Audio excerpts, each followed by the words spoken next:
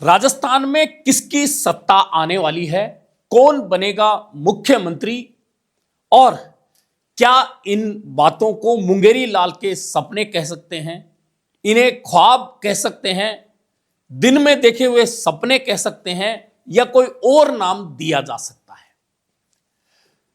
जी हां दोस्तों, नमस्कार।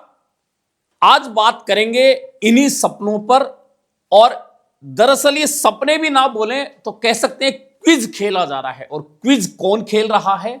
ये क्विज खेला जा रहा है कांग्रेस में। और ये क्विज कौन खेल रहा है?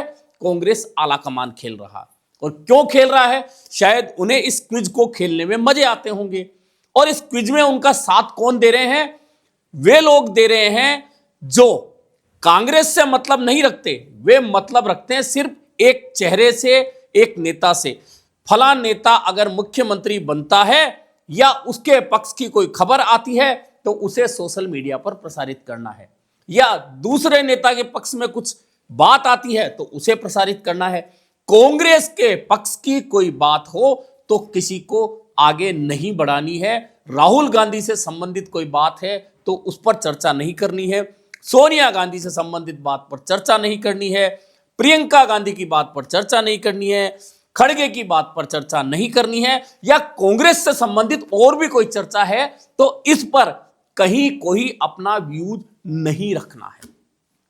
दरअसल इस वक्त राजस्थान की कांग्रेस में चल रहा है, सिर्फ यही चल रहा है। और आप उठाकर देख लीजिए सोशल मीडिया, क्योंकि खुला प्लेटफार्म है और इस खुले प्लेटफार्म पर जिस तरह की पोस्ट नेताओं के समर्थक अपने अपने नेताओं के पक्ष में और दूसरे नेताओं के खिलाफ प्रसारित कर रहे हैं, उससे ऐसा कहीं नहीं लग रहा कि ये तमाम लोग कांग्रेस के लोग हैं।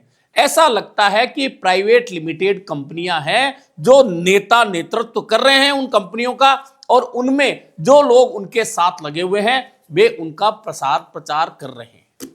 जी हां, इसीलिए यह क्विज चल रहा है, कौन बनेगा मुख्यमंत्री।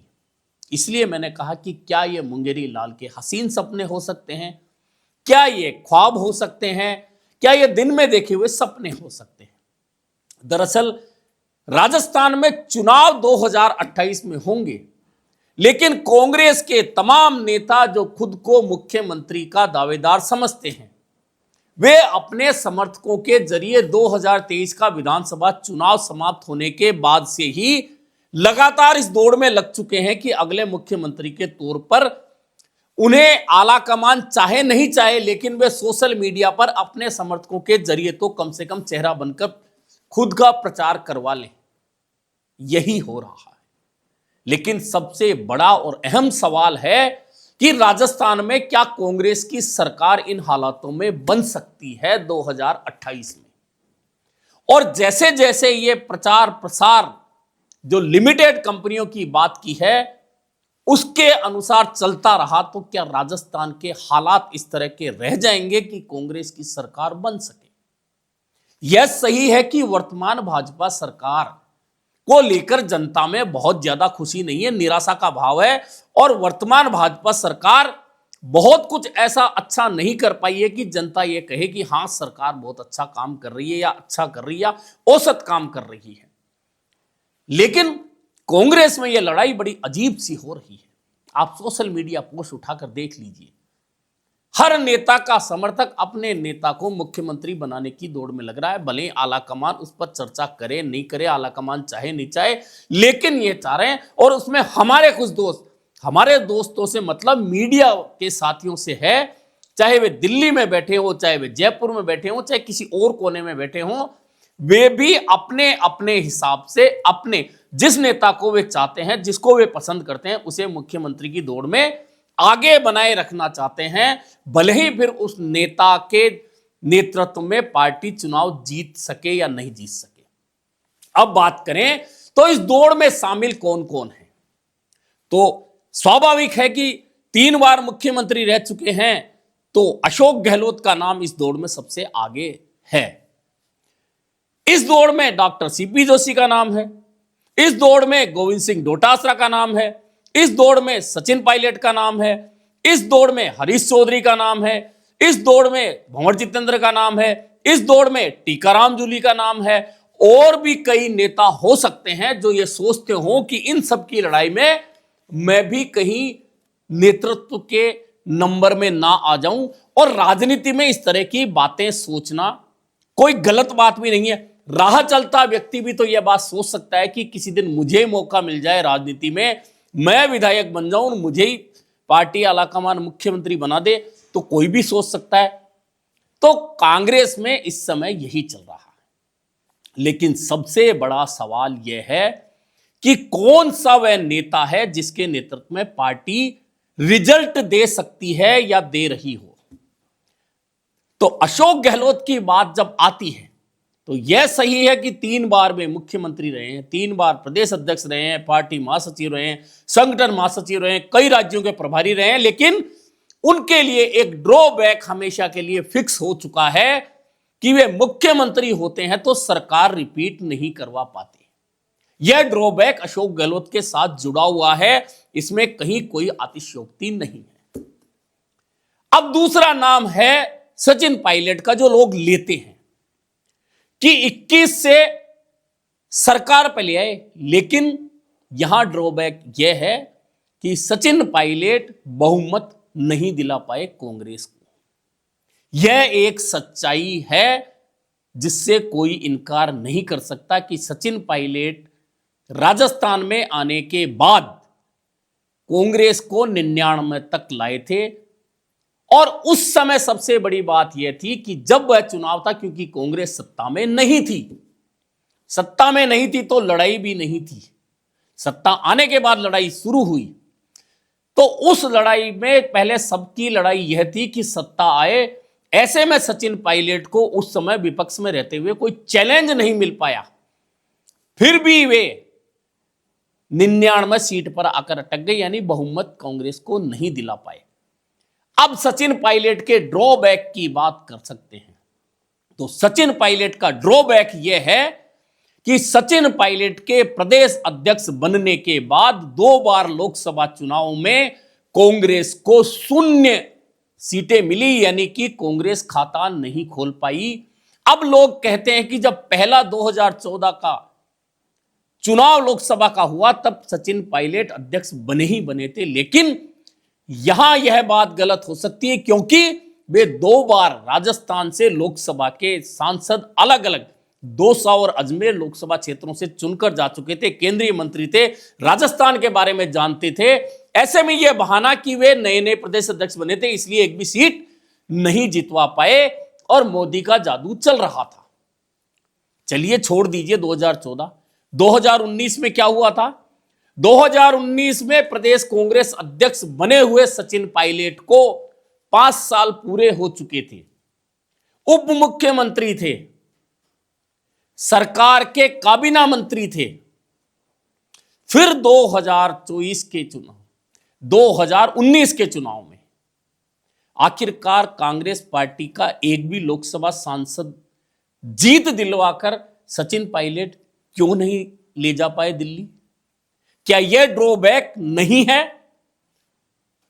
अब अशोक गहलोत और सचिन पायलट का जो संग्राम 2018 के बाद शुरू हुआ, तो सचिन पायलट ने 18 विधायकों के साथ सीधा अपनी सरकार को चैलेंज कर दिया और उधर अशोक गहलोत ने बाड़ेबंदी कर ली, सरकार बच गई। लेकिन वह जो झगड़ा था, मंचों पर साथ कितना भी दिखो, लेकिन यह झगड़ा ताज जिंदगी का है, चाहे कोई भी नेता आ जाए आला कमान का, यह झगड़ा खत्म नहीं हो सकता। सचिन पायलट की गलती माने सर 18 विधायकों को ले जाना है और यह आला कमान बहुत अच्छी तरह जानता है। तो अशोक गहलोत की गलती वह है कि 25 सितंबर 2022 को विधायक दल की बैठक नहीं हो पाई, जब खड़गे और अजय माकन जयपुर विधायक दल की बैठक लेने आए थे। यानी दोनों के ड्रॉबैक सीधे सीधे सामने हैं, उस सरकार की लड़ाई में भी, उससे पहले भी।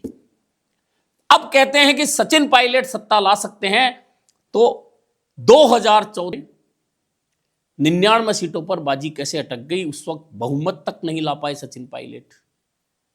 और अगर सचिन पायलट का यही गुण है कि वे सत्ता तक ले आए, तो फिर सीपी जोशी में क्या बुराई है?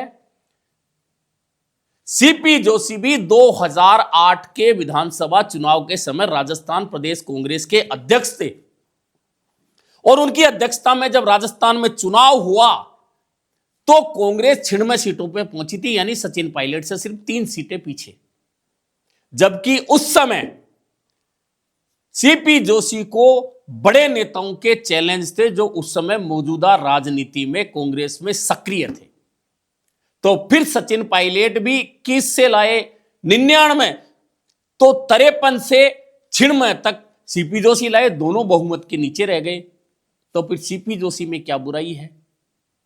यानी एक दावा सीपी जोशी का भी इसी आधार पर बन सकता है जिस आधार पर सचिन पायलट का दावा बनता है। अब कुछ लोग कहते हैं कि उनकी आला कमान से पटरी नहीं बैठती, तो इसलिए नहीं बैठती कि डॉक्टर सीपी जोशी साफ बात करते हैं, किसी के मुंह पे करते हैं, सच है तो सच, झूठ है तो झूठ। इसलिए हो सकता है कि बहुत सारे नेता उन्हें पसंद नहीं करते।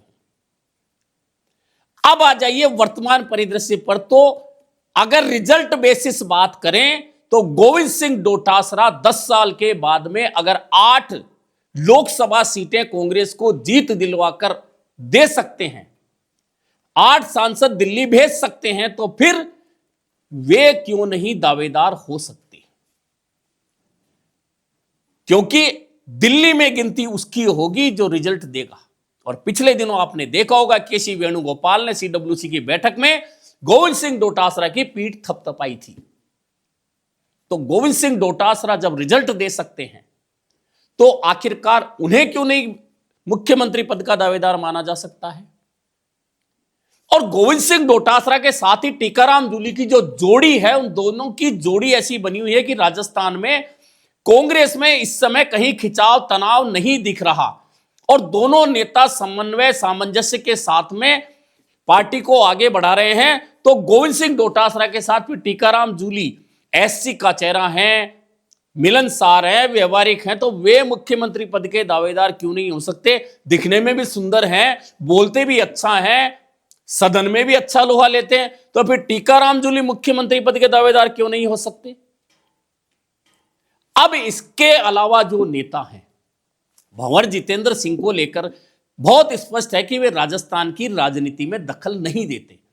प्रत्यक्ष रूप से, अप्रत्यक्ष रूप से यह भी तय है कि अप्रत्यक्ष रूप से भंवर जितेंद्र सिंह बहुत सारी बातों में आला कमान के सामने अपनी राय रखते हैं और आला कमान के साथ में उनकी जुगलबंदी बहुत अच्छी है, यह तमाम कांग्रेस जानती है। इसके बावजूद भंवर जितेंद्र सिंह वह चेहरा है जो तमाम लड़ाइयों के बीच में से हो सकता है कि मुख्यमंत्री का चेहरा बनकर निकल जाऊं।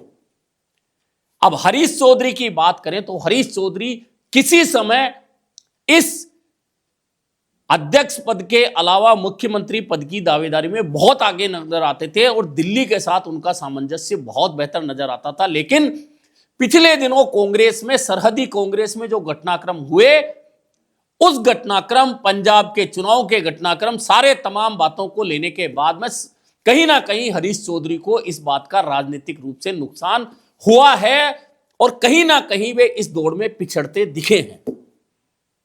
हालांकि और कौन चेहरा हो सकता है? मैंने कहा कि कोई भी हो सकता है, कोई भी सपना देख सकता है, किसी के भी समर्थक इस बात को आगे बढ़ा सकते हैं कि उनका नेता मुख्यमंत्री पद के लिए सबसे बेहतर चेहरा हो सकता है।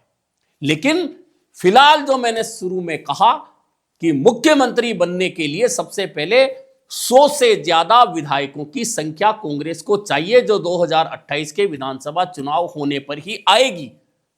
लेकिन 2023 से जो दौड़ शुरू हुई है वह 2026 शुरू हो चुका है, 3 साल और चलनी है और इस 3 साल चलने वाली दौड़ के अंदर कौन आगे निकलेगा, कौन पीछे रहेगा। लेकिन सबसे बड़ा सवाल यही रहेगा कि इस क्विज का मजा आलाकमान कब तक लेगा और मजा लेने के साथ में क्या आलाकमान इस लड़ाई को यूं ही बढ़ने देगा या इस लड़ाई पर कहीं ना कहीं जाकर ब्रेक लगा पाएगा।